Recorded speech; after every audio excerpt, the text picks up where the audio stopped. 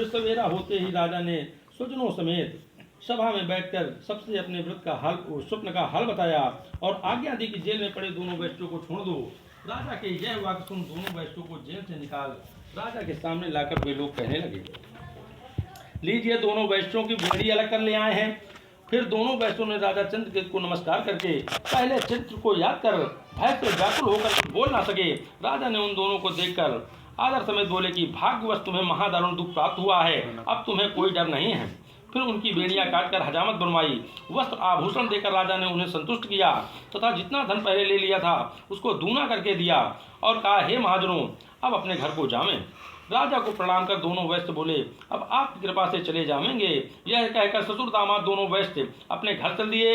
इसलिए स्कंद पुराणे रेवाखंडे श्री सत्यनारायण व्रत कथायाम तृतीयो अध्याय। बोलिए श्री सत्यनारायण भगवान की जय।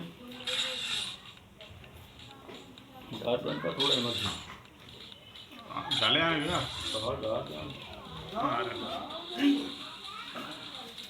तुम बताओ ना,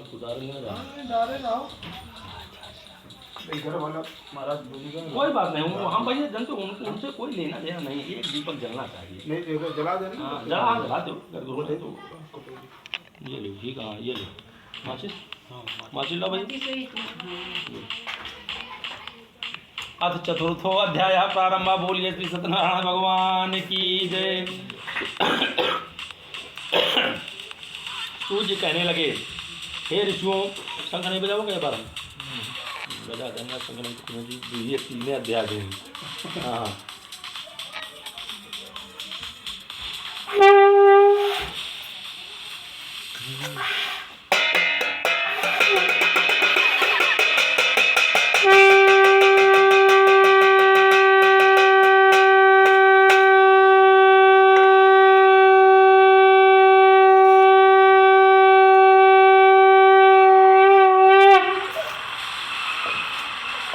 चतुर्थो अध्याय प्रारंभ। बोलिए श्री सत्यनारायण भगवान की जय। सूर्य कहने लगे, हे ऋषियों, साधु इस मंगलपुर यात्रा के समय ब्राह्मण को धन देकर अपने नगर को चल दिए। जब तक कुछ दूर पहुँचे तब सत्यनारायण स्वामी ने यह जानना चाहा कि तेरी नाव में क्या है। तब मतवाले वैश्य अनादरपूर्वक हंसकर बोले, हे दंडी, तुम क्यों पूछते हो? रुपया पैसा लेना चाहते हो? हमारी नाव में तो बेल और पत्ते भरे हैं। वैश्य के ऐसे कठोर वचन सुनकर सत्यदेव ने कहा, तुम्हारे वचन तुम्ही को सत्य हुए, हमें रुपया पैसा कुछ नहीं चाहिए। यह कह दंडी सन्यासी जी शीघ्र वैश्य के पास थोड़ी दूर चलकर समुद्र के किनारे ठहर गए। सन्यासी रूपधारी सत्यदेव के चले जाने पर वैश्य ने अपनी नित्य क्रिया समाप्त करने के बाद देखा कि हमारी नौका जल में अत्यंत ऊपर उठी हुई है। वो विस्मित हो गया और मूर्छा खाकर वहीं पर गिर पड़ा। जब वैश्य को होश आया तो उसे घोर चिंता हुई। दामाद उससे बोला, आप शोक क्यों करते हो? आपको दंडी स्वामी ने साथ दिया है, वही सब कुछ करने में समर्थ हैं, इससे उन्हीं की शरण में चलना ठीक होगा। दामाद के ऐसे वाक्य सुनकर वैश्य दंडी भगवान के पास गया और उन्हें देखकर भक्त से प्रणाम कर सादर पूर्वक कहने लगा, आपके समक्ष मैंने जो अपराध किया हो उसे क्षमा करें। यह कहकर बारंबार प्रणाम करके बड़ा दुखी हुआ। उसे रोते देख सन्यासी ने कहा, वैसे तू रो मत, मेरी बात सुन। यह कि तू मेरी ही पूजा से बार बार बहिर्मुख हो गया है। हे दुर्मते, हमारी ही आज्ञा से तुझे बारंबार दुख प्राप्त हुआ है। ऐसे भगवान के वाक्य सुनकर वैसे स्तुत करने लगा कि त्वन्माया मोहिता सर्वे ब्रह्माद्यास्त्रिदुशोकचा न जानन्ति गुणान् रूपं तवाश्चर्यमिदं प्रभो। कि हे प्रभु, ब्रह्मा आदि सब देवता आपकी माया से मोहित हैं। आश्चर्य है कि आपके गुणों को और रूप को नहीं जानते। तब मैं आपकी माया से मोहित आपको कैसे पहचानूं? अब प्रसन्न होइए, धन से ऐश्वर्य अनुसार आपकी पूजा करूंगा। पहले मेरी नाव में जितना धन था वह सब पूर्ण हो, शरणागत की रक्षा करें। ऐसे भक्तियुक्त वचन सुनकर भगवान सत्यदेव प्रसन्न हो गए और बोले कि सत्यदेव की कृपा से मेरे मनोरथ सिद्ध हो गया। वह स्वजनों समेत विधिपूर्वक पूजा करके और वांछित वरदान देकर चले गए। फिर वैश्य नाव पर बैठकर अपना धन देखकर सत्यदेव की दया से प्रसन्न हुआ और शैत नाव को युक्त कर अपने देश को चल दिया। कुछ देर बीते साधु वैश्य दामाद से बोला कि मेरी रत्नपुरी नामक नगरी को देखो। पुराने धन के रक्षक दूत को अपने घर समाचार देने को भेजा। दूत नगर में जाकर वैश्य की पत्नी लीलावती को देखकर हाथ जोड़कर प्रणाम कर प्रिय वचन बोले, श्रीमान लाला जी बंधु वर्ग धन और जमाई समेत नगर के पास आ गए हैं। दूत के ऐसे वचन सुनकर सती लीलावती बहुत खुश हुई और सत्यदेव की पूजा करके अपनी कन्या कलावती से बोली, हे बेटी, मैं दर्शन के लिए जाती हूँ और तू भी शीघ्र आना। ऐसे माता के वचन सुन कलावती व्रत को समाप्त करके और सत्यदेव के प्रसाद को छोड़कर पति के दर्शन के लिए चली गई। इसी से भगवान रुष्ट हो गए और उसके पति की नौका को धन समेत हाथ पानी में डुबो दिया। तब कलावती निज पति को देखकर महादुख से रोती हुई पृथ्वी पर गिर पड़ी। उस समय अदृश्य नौका और कलावती को अत्यंत दुखी देखकर साधु वैश्य अति व्याकुल हो बोला, यह क्या आश्चर्य हुआ। यह देख सब केवट चिंता में पड़ गए। इसके बाद लीलावती कलावती को देख बहुत व्याकुल हुई और अत्यंत दुख से रोती हुई अपने पति से बोली, नाथ, नाव सहित मेरा जमाई कहाँ गया। न जाने किस देवता के अनादर से नौका हल्ली गई है। भगवान सत्यनारायण का महत्व जानने में कौन समर्थ है। यह कह स्वजनों समेत विलाप करने लगी। फिर लीलावती कलावती को गोद में बैठा रोने लगी। तब कलावती तक के नाश हो जाने पर अत्यंत दुखी हुई। पति खड़ाउले सती होने का निश्चय किया। कलावती के ऐसे चरित्र और लोग धर्मज्ञ वैश्य लीलावती समेत अति शोक से दुखी और चिंता करने लगे कि सत्यदेव ने नाव को हर लिया या भगवान की माया से मुझे कोई धोखा हो रहा है। अब मैं श्रद्धा अनुसार भगवान की पूजा करूंगा। ऐसा अपना मनोरथ सबको बुलाकर सुनाया और दंड की तरह पृथ्वी पर गिरकर बारंबार सत्यदेव को नमस्कार किया। तब दीनों की रक्षा करने वाले भगवान भक्तों से प्रसन्न हुए और कृपा करके यह वचन बोले, अर्थात आकाशवाणी हुई कि प्रसाद को छोड़कर तुम्हारी कन्या पति के दर्शन को आई थी। इससे इसका पति अदृश्य हो गया है। जब यह घर जाकर प्रसाद खाकर फिर आवेगी, हे वैश्य, निसंदेह इसका पति से अवश्य मिलेगा।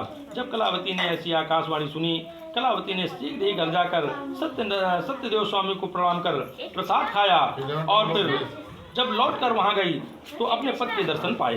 फिर कलावती अपने पिता से बोली, अब देर क्यों करते हो। कन्या के ऐसे वचन सुन वैश्य प्रसन्न हुआ और दिन भगवान सत्यदेव की पूजा करके घर और बंधुओं के साथ अपने घर गया। हर एक पूर्णिमा और संक्रांति में नियम से सत्यदेव की पूजा करने लगा। पूजन के प्रभाव से इस लोक में अनेक प्रकार के सुख भोग कर अंत समय भगवान सत्यदेव के वैकुंठ धाम को चला गया। इसमें स्कंद पुराणे रेवाखंडे श्री सत्यनारायण व्रत कथायाम चतुर्थो अध्याय। बोलिए श्री सत्यनारायण भगवान की जय।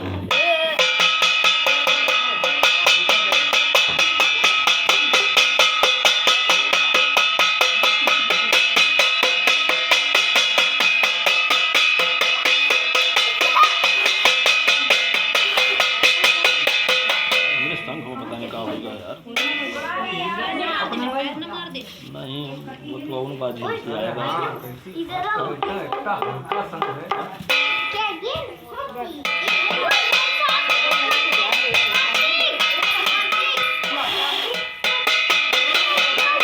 चलो हुई घंटी बाज पता नहीं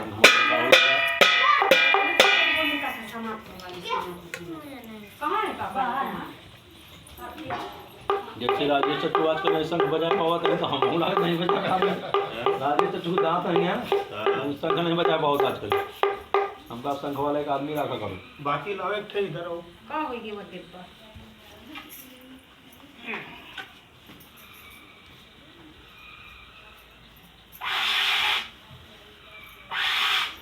बताओ छोड़ो। ठीक है। बोलिए श्री सत्यनारायण भगवान की जय। पंचमो अध्याय प्रारंभ। श्री सूत वाच। सूत जी बोले, हे श्रेष्ठ मुनियों, इसके उपरांत एक कथा कहता हूँ, सुनो। प्रजापालक तुंगध्वज नाम का एक राजा हुआ। उसने सत्यदेव के प्रसाद का त्याग कर बहुत दुख पाया था। एक दिन वह जंगल जाकर अनेक प्रकार के पशुओं को मारकर बरगद के वृक्ष के नीचे बैठ गया। वहाँ संतुष्ट भक्तपूर्वक बंधुओं समेत गोप लोगों द्वारा सत्यदेव की पूजा देखकर भी राजा मारे गर्व के ना तो वहां गया ना भगवान को नमस्कार ही किया। फिर कथा समाप्त होने पर गोप लोग सत्यनारायण के प्रसाद को लेकर राजा के समीप गए और वहीं रखकर लौट आए। आप भी प्रसाद खाने लगे। राजा प्रसाद का अनादर कर घर गया और महादारुण दुख को प्राप्त हुआ। जिसके 100 पुत्र थे वे सब के सब मर गए और जो कुछ धन धान था वह सब नाश हो गया। तब राजा को यह निश्चय हुआ कि सत्यनारायण के प्रसाद के अनादर का ही फल है, इससे वहीं चलना ठीक होगा जहाँ सत्यदेव की पूजा हो रही थी। ऐसा मन में निश्चय कर गोप लोगों के पास गया। वहाँ श्रद्धा भक्ति और विपूर्वक गोप लोगों द्वारा समेत राजा ने सत्यदेव की पूजा की। तब भगवान की कृपा से राजा के जो पुत्र मर गए थे वे सब के सब जी उठे और जो धन धान नष्ट हो गया था वह सब का सब प्राप्त हो गया। तब इस लोक में सुख होकर अंत में वैकुंठ लोक हो गया। जो कोई परम दुर्लभ सत्य देव का व्रत करता है और भक्त से वांछित फल देने वाली पवित्र कथा को सुनता है उसको सत्य देव के अनुग्रह से धन धान की प्राप्ति होती है, दरिद्रों को धन मिलता है, बंधन वालों का बंधन छूट जाता है, डरपों का डर छूट जाता है। यह सब सत्य है, इसमें संशय नहीं है। व्रती तथा श्रोता इस लोक में वांछित फल को भोग कर अंत में वैकुंठ धाम को जाते हैं। हे विप्रो, हमने तुमसे सत्यनारायण का व्रत कहा जिसके सुनने से मनुष्य सब दुखों से छूट जाता है। इस काल में सत्य देव की पूजा विशेष फल देने वाली है। कोई पुरुष इनको काल, कोई सत्य, कोई ईश, कोई सत्यनारायण, कोई सत्यदेव कहेंगे। इस तरह अनेक रूप रखकर प्रभु सबकी इच्छा को पूरी करते हैं। कल काल में सबके मनोरथ पूर्ण करने वाले सत्य भगवान रूपी सनातन विष्णु भगवान का अवतार होगा। सूत जी बोले, हे श्रेष्ठ मुनियों, जो नित्य इस व्रत कथा को पढ़ता और सुनता है उसके सत्यनारायण जी की कृपा से सब पाप नष्ट हो जाते हैं। श्री सत्यदेव स्वामी का व्रत जिन्होंने पहले किया था उसके दूसरे जन्म का हाल कहता हूँ। सतानंद महामतमान ब्राह्मण दृष्टताम निकला। वह दूसरे जन्म में सुदामा ब्राह्मण होकर भगवान श्री कृष्ण को बचकर मोक्ष को प्राप्त हुआ। लकड़ी बेचने वाला जो कथा में निकला वह दूसरे जन्म में निषादों का राजा हो श्री राम जी को भजकर मोक्ष को प्राप्त हुआ।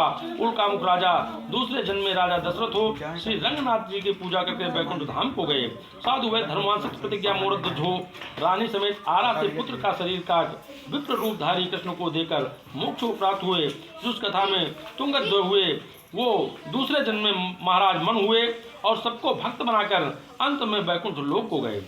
स्त्री स्कंद पुराणे रेवाखंडे श्री सत्यनारायण व्रत कथायाम बोलिए श्री सत्यनारायण भगवान की जय। हवन हवन कभी मिले हो नहीं मिला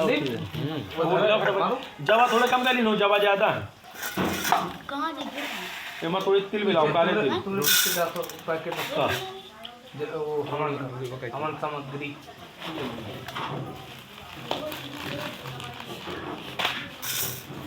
और वो का है वो ग्रोसरी उसी का संदीप मम्मी अंटू पूरा होती सुपारी करो मम्मी का दिया तो जल ना पाई जो है ये तो जल ना पाई जो का इतना बड़ा हमन थोड़ी है ये जल गई पूरा होती सुपारी करवाओ या दूसरी पूजा उजम कर रख लो